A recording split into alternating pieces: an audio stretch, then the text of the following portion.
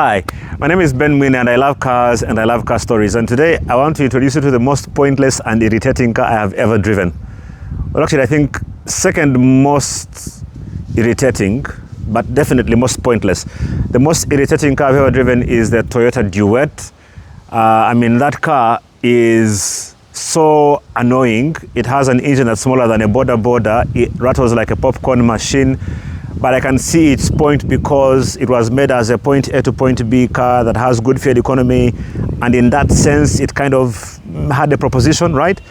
But the one I want to talk to you about, which is definitely the most pointless but also very, very irritating, is this. It's the Toyota Raum. Is it Raum? However it's pronounced. So I've spent 2 months with this car thanks to a friend of mine, because I didn't have a car to drive around in, so they offered me this, and let's just say I have not been very happy with the car, and I'd explain why. Because I don't understand why anyone would buy this and not buy a Spacio or a Romion or a Fielder, because the cost is not that much different.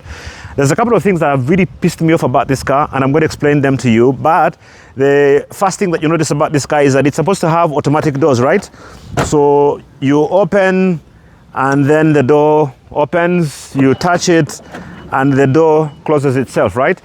Seems like a cool trick, soft closed doors that came a long time ago, except at some point you're going to give a ride to one of your village cousins and they will break that door. I can guarantee you. As you can hear, even now, it already has a thud. It just has a bang when it's closing, so it's already having issues, so you're sure that's going to break. But the other issue about it is that, because if you notice, for example, this car does not have a B pillar, right? So here you see it's open. On the other side, you do, I'm sorry about the mess, I've just come back from Ginger, I'll explain why in a moment. But on the other side, you have a B pillar. On this side, you have no B pillar. Do you know what that means?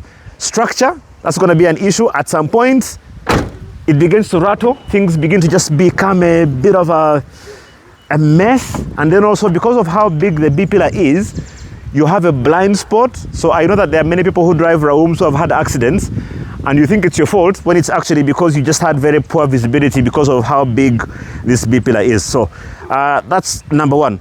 Number two, let me go onto the inside and then talk to you about the things that really annoy me about this car. It's just driven me mad. Just go quickly inside. So, when you buy a car like this, you're going to be thinking about practicality, right? So you're buying a car that's going to be for a family in the city or something like that. Let me use this coffee cup to explain. This door is supposed to be able to hold a mineral water bottle, right? But look, even my hand can't fit in there. What's the point? Like, what is that supposed to do? Second thing, cup holders. When you buy a car like this, you want cup holders, right? Where? Cup holders? Anywhere? No. Do you know where the cup holder is? It's somewhere down here. But the thing about all these Raums is that every single one of these things breaks almost immediately. In fact, if you own a Raum and you still have a cup holder that works, I beg of you, please take a picture for us, because I am almost sure no one has a working cup holder in a Raum. What that means, this happened to me today. I end up having to use this to try and be my cup holder, right? Because it's the only place I can put my coffee. Very slight nudge, moved the car a little bit, and guess what happened? And you see, I took a picture. So you see my coffee, my wonderful cup of coffee on the floor. There is some storage down here. What am I ever going to do with that? Right?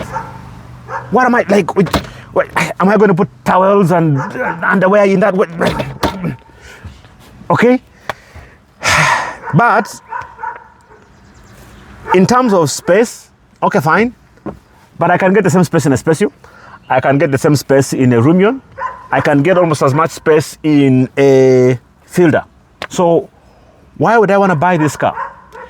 But that's not the most annoying thing about this Raum for me. The most annoying thing about it is how it drives. And I'm going to put it on the road for just a few seconds to explain to you how this car has made me sick quite literally.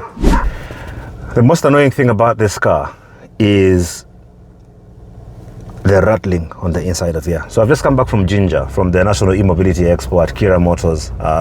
Had a wonderful time. Driving to Ginger, I literally got sick because I got such a bad headache from the rattling of this car and the road noise that even a painkiller could not fix it. Now you might think I'm exaggerating, but I actually am not. Honestly, up to now, I actually still have a headache. We're on a bit of a rough road somewhere here in Naguru now.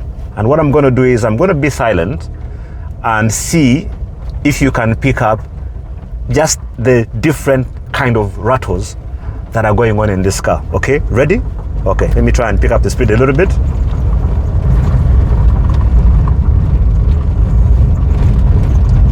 At the back, the chairs, the trim on the HVAC, up here, like everything rattles. Listen.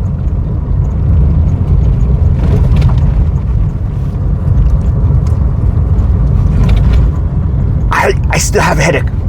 So I just want to ask if you have this car. Maybe it's just this particular one, but I don't think so, because even the previous one, I remember this. I've never liked this car. Maybe I'm biased.